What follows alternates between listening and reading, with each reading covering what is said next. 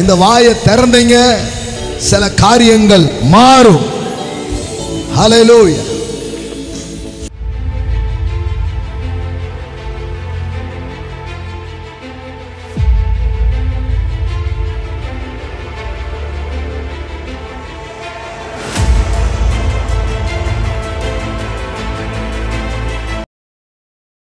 இந்த கிதியோன் படையில பாருங்க,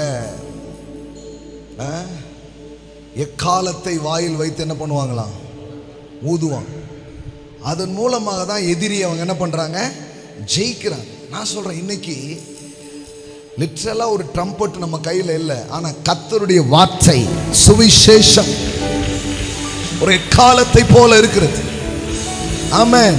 when you blew the trumpet, when you blew the gospel of trumpet, amen. நான் சொல்லட்டுமா, நீங்க உங்க வாய் தான் இன்னைக்கு எக்காலம்.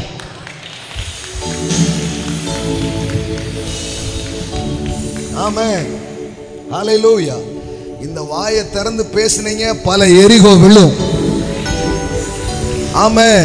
இந்த வாயை திறந்தீங்க, சில காரியங்கள் மாறும். ஹல்லேலூயா. அதனாலதான் சொல்றாரு, அடக்கி கொள்ளாதே. ஆமென். சத்தமிடு, வாயை தர, ஸ்பீக். ஆமென். எப்படி சொல்றாரு பாருங்க, சத்தமிட்டு கூப்பிடு, அடக்கி கொள்ளாதே. எக்காலத்தை போல் உன் சத்தத்தை. இருக்கீங்களா? ஆமா. come on church. உன் சத்தத்தை எப்படி உயர்த்து? ஆமென். எக்காலத்தை போல்.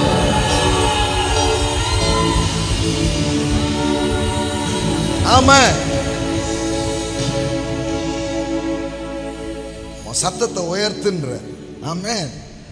நம்ம நினைக்கிறோம் நம்ம பேசினா என்ன ஆயிடும். நான் சொல்றேன், இந்த நாளுக்கு அப்புறம் உங்க பேச்சுக்கு ஒரு வல்லமை வரப்போ,